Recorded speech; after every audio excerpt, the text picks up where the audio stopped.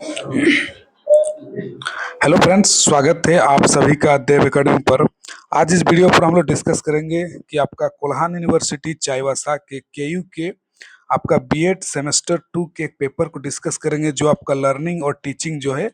और ये जो पेपर आपका 2019 का पेपर को हम देखेंगे कि किस तरह से आपका क्वेश्चन एग्जाम में पूछा गया है। और इसके पहले मैंने ऑलरेडी एक बनाया हुआ है, आपका पिछले साल के पेपर को डिस्कस किया। अगर आपने नहीं देखा है तो जाकर आप मेरा प्लेलिस्ट में देख सकते हैं।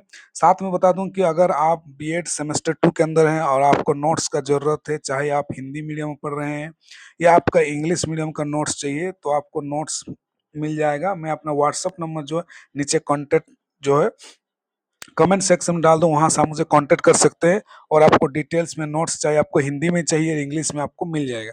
तो चलिए आज हम लोग देखते हैं कि आपका किस तरह का क्वेश्चन आपका बीएड जो है आपका सेमेस्टर 2 के अंदर आपका पूछा गया है।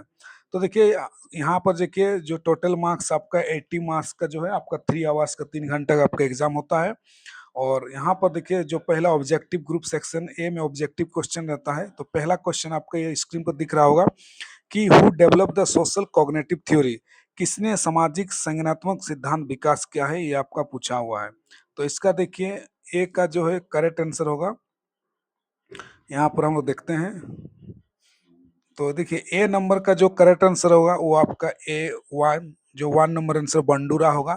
तो बंडूरा ने जो आपका 1960 के अंदर जो है आपका ये वाला डेवलप आपका क्या था, तो ये आपका करेक्ट आंसर हो गया। उसके बाद आगे देखते हैं क्वेश्चन नंबर बी, हम लोग देखते हैं क्वेश्चन नंबर बी जो आपका है, which of the following implication cannot be derived from Piaget's theory of cognitive development। तो पियाजे ने जो थ्योरी आपका कॉग्निटिव डेवलपमेंट दिया था उस पर इनमें से कौन सा जो लागू नहीं होगा, ये आपका इस क्वेश्चन में पूछा हुआ है।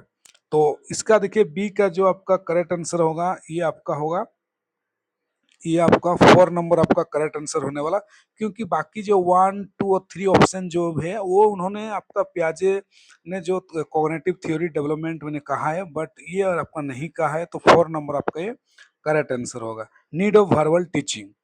उसके बाद देखते हैं अगला हम लोग क्वेश्चन बी के बाद अगला देखेंगे सी नंबर।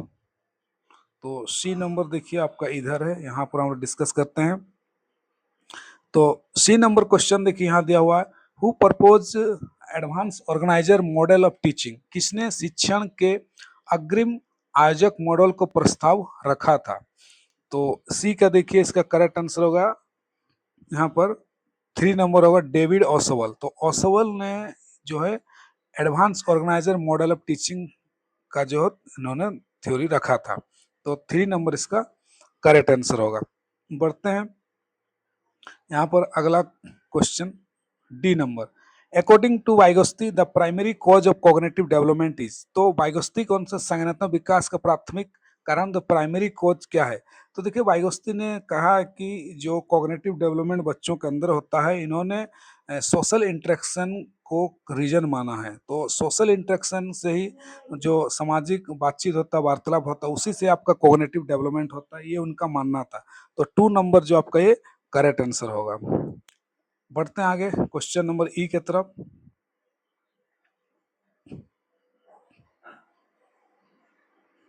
तो क्वेश्चन नंबर ई यहाँ पर देखिए, हाँ स्क्रीन पर यहाँ पर दिख रहा होगा, अकॉर्डिंग टू पियाजे a child between 2 to 7 years is in stage. तो देखिए पियाजे ने अपना कॉग्निटिव डेवलपमेंट में अलग अलग स्टेज उन्होंने दिया हुआ है। तो जो 2 से 7 years, 2 से 7 साल के अंदर जो बच्चे होते हैं उनको किस स्टेज में आपको उन्होंने रखा है। तो देखिए ई का जो आपका करेक्ट आंसर होगा वो आपका प्री ऑपरेशनल स्टेज। तो प्री ऑपरेशनल जो आपका है ये आपका स्टेज है 4 नंबर, ये आपका करेक्ट आंसर आपका होगा। उसके बाद एफ नंबर को देखते हैं। एफ नंबर देखिए, बुर्नस 3 स्टेज ऑफ कॉग्निटिव जो है representation follow which order from earliest to latest. तो पुर्नन ने जो 3 स्टेज ऑफ कॉग्निटिव रिप्रेजेंटेशन दिया, उन्होंने order from earliest to latest, तो पहले से लास्ट लेटेस्ट में जो आपका कौन सा उसका क्रम में आपको सजाना है, जो उन्होंने जो उनका जो कॉग्निटिव रिप्रेजेंटेशन दिया है। तो एफ का देखिए हम लोग आंसर को देखते हैं, एफ का क्या आंसर होगा। तो देखिए एफ का जो आपका करेक्ट आंसर होगा यहाँ पर देखिए एफ का जो पहला जो इसका स्टेज होता है आपका इनएक्टिव होता है। तो देखिए इनएक्टिव दो देखते हैं, ये आपका इनएक्टिव आपका मिल गया, तो यहाँ पे इनएक्टिव है, यहाँ भी इनएक्टिव है। इनएक्टिव के बाद आपका आइकॉनिक होता है, तो आइकॉनिक भी यहाँ पर है, और सिंबॉलिक होता है, और सिंबॉलिक। तो देखिए ये वाला मिल रहा है, तो आपका 3 नंबर इसका जो आपका करेक्ट आंसर आपका होगा। इनएक्टिव, आइकॉनिक और सिंबॉलिक आंसर होगा, 3 नंबर आपका ये करेक्ट आंसर यहाँ पर होगा। अगले देखते हैं question number G. G number, Skinner box is use for. तो स्किनर बॉक्स का इस्तेमाल किया जाता है, तो स्किनर ने इस पर कहा है। तो जी का देखिए करेक्ट आंसर ऑपरेंट कंडीशनिंग। तो ऑपरेंट कंडीशनिंग जहां पर है वो वाला हम लोग का आंसर होगा। तो देखिए यहाँ पर ऑपरेंट कंडीशन आपका तो नहीं है, लेकिन यहाँ पर सारा ऑप्शन को देखते हैं क्या कुछ है, उससे हम लोग को पता चल जाए। तो देखिए इसका जो सही आंसर आपका होगा वो आपका यहाँ पर 3 नंबर आपका सेंसरी लर्निंग होगा। ये आपका correct answer, scanner box use पर 3 इसका करेक्ट आंसर होगा जी। इसके बाद आगे देखते हैं एच नंबर। एच नंबर देखिए punishment is effective only when it is weakness. तो पनिशमेंट कब इसका इफेक्टिव होता है, जब वो कमजोर होता है। दंड तभी प्रभावी होता है जब वो कमजोर होता है। तो देखिए इसका एच का जो करेक्ट आंसर आपका 1 होगा, आपका अनडिजायरेबल रेस्पॉन्स, अवांछनीय प्रतिक्रिया। तो ये अनडिजायरेबल एक्सपीरियंस ये आपका करेक्ट आंसर होगा। उसके बाद लास्ट क्वेश्चन जो ऑब्जेक्टिव इसका है एच आई का देखते हैं हम लोग। एच आई, तो आई नंबर देखिए क्वेश्चन दिया है यहाँ पर, the classical condition the most effective form of temporal relationship between the CS and US involve. शास्त्र करने सीएस और यूएस के बीच लौकिक संबंध सबसे प्रभावी रूप से होते हैं।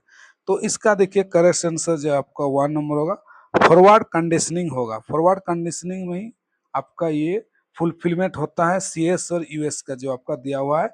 जो आपका क्लासिकल कंडीशनिंग जब आप पढ़ेंगे आपका सेमेस्टर 2 के अंदर, तभी आपको ये वाला डिटेल्स आपको पता चलेगा। तो चलिए अभी हम लोग आगे क्वेश्चन को देखते हैं, और क्या कुछ आपका शॉर्ट क्वेश्चन यहाँ पर पूछा है उस चीज को हम लोग देखेंगे।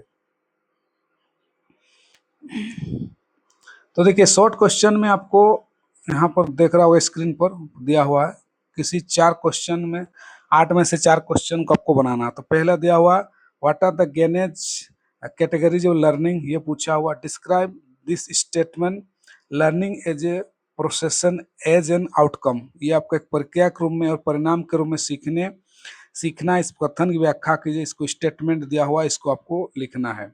उसके बाद देखिए आगे क्वेश्चन नंबर आपका 5 दिया हुआ, what are the objective of pre service teacher education. तो प्री सर्विस टीचर एजुकेशन में क्या क्या ऑब्जेक्टिव है, क्या क्या उद्देश्य इसका प्री सर्विस टीचर का, तो ये आपका क्वेश्चन पूछा हुआ है। उसके बाद what are the characteristics of effective teacher, एक इफेक्टिव टीचर प्रभावी शिक्षक बनने के लिए क्या क्या विशेषता होना चाहिए पूछा हुआ। What are the characteristic of 21st century learner, तो 21st सेंचुरी में जो लर्नर है उनको क्या क्या विशेषता होना चाहिए, आपका क्वेश्चन आपका पूछा हुआ है 7 नंबर। उसके बाद देखिए इधर देखते हैं 7 के बाद देखिए 8 नंबर यहाँ पर देखते हैं, what is the role of facilitator in teaching learning in process. शिक्षण अधिगम प्रक्रिया के सूत्रधार की क्या भूमिका है, ये आपको पूछा हुआ। Explain the characteristics of cognitive development methodology, संज्ञानात्मक विकास की कार्यविधि को विशेषताओं को लिखिए। तो देखिए किस तरह से कॉग्निटिव डेवलपमेंट होता है उसका विशेषता को लिखना है। तो मेथोडोलॉजी को मतलब क्या कार्यविधि है इसका, 9 का दिया हुआ क्वेश्चन। अभी हम लोग लॉन्ग क्वेश्चन को देखेंगे, किस तरह का लॉन्ग क्वेश्चन आपका पूछा हुआ है। तो 10, what are the different modes of teaching learning process. तो टीचिंग लर्निंग प्रोसेस का डिफरेंट मोड्स क्या है, ये आपका पूछा हुआ देखिए। उसके बाद 11 नंबर क्वेश्चन देखिए, 11 number, describe pre service teacher education program of secondary and higher secondary education. तो माध्यमिक और उच्च माध्यमिक 10th और 12th लेवल में पूर्व सेवा शिक्षा कार्यक्रम का क्या व्याख्या करिए, मतलब उसके बारे में आपको डिस्क्राइब करके लिखना है। जो 10th और 12th लेवल में जो टीचर है उनका प्री सर्विस टीचर को लेकर। आगे देखते हैं क्या क्वेश्चन पूछा हुआ है। उसका देखिए 12 नंबर आपका क्वेश्चन दिया है, how does fatigue affect learning. तो थकान सीखने को कैसे प्रभावित करता है। How to reduce fatigue for effective learning. तो इसको हम कैसे रिड्यूस कर सकते हैं, प्रभावपूर्ण अधिगम के लिए थकान को कैसे कम किया जा सकता है, ये आपका एक क्वेश्चन पूछा हुआ। What is the meaningful learning theory explain, तो काफी इंपॉर्टेंट क्वेश्चन आपका ये बन जाता है। मीनिंगफुल लर्निंग आपका एग्जाम में पूछता ही है, चाहे सी टेट का एग्जाम दीजिए, टेट का एग्जाम कोई भी स्टेट का दीजिए, तो मीनिंगफुल लर्निंग आपका पूछता ही है, काफी इंपॉर्टेंट क्वेश्चन है। फिर you describe Vygotsky theory in the classroom example, तो आपको वाइगोस्टी के रिलेटेड थ्योरी को डिस्क्राइब करना है क्लासरूम में, तो उसको लिखना है। What is your strategy in facilitating meaningful learning in and out of school, तो यहाँ पर देखिए आपका स्कूल का अंदर और स्कूल के बाहर में आपका क्या स्ट्रेटजी है, आपका सार्थक सीखने की सुविधा के लिए आपकी क्या रणनीति आपका पूछा है, तो मीनिंगफुल लर्निंग से ये क्वेश्चन आपको उठाया है। How do you create a cultural diversity classroom, तो आप कल्चरल डाइवर्सिटी क्लासरूम कैसे बनाते हैं, क्वेश्चन आपका पूछा है। आप सांस्कृतिक विविधता कैसे कक्षा बनाते हैं, आपका ये क्वेश्चन दिया हुआ। How do you apply Bruner's theory to teaching and learning, तो बुर्नर का थ्योरी का आप टीचिंग और लर्निंग में किस तरह का इस्तेमाल करेंगे, सिद्धांत को कैसे आप लोग लागू करते हैं, ये क्वेश्चन आपका पूछा हुआ। देखिए 17 नंबर, तो देखते हैं और क्वेश्चन इसका 17 है लास्ट आई थिंक, और नहीं है। तो इस तरह से देखिए हम लोगों ने सारा क्वेश्चन को डिस्कस कर लिया, जो भी क्वेश्चन आपका लॉन्ग क्वेश्चन है, शॉर्ट क्वेश्चन, ऑब्जेक्टिव, सारा चीज हम लोगों ने देख लिया कि किस तरह के एग्जाम में अब बीएड सेमेस्टर के अंदर क्वेश्चन पूछा जाता है। साथ में आप मेरा टेलीग्राम चैनल जो है देव एकेडमी, टेलीग्राम को आप ज्वाइन कर सकते हैं और आपको सारा अपडेट मिलते रहेगा बीएड रिलेटेड, और क्वेश्चन पेपर के साथ और नोट्स भी आपको मिल जाएगा। साथ में अगर आप सी टेट का तैयारी कर रहे हैं तो भी अगर कोई भी डाउट है तो आप मुझे कमेंट सेक्शन में पूछ सकते हैं। नेक्स्ट क्लास पर हम लोग किसी और एक साल के प्रीवियस क्वेश्चन को देखेंगे कि किस तरह से क्वेश्चन आपका पूछा गया है। Thank you so much.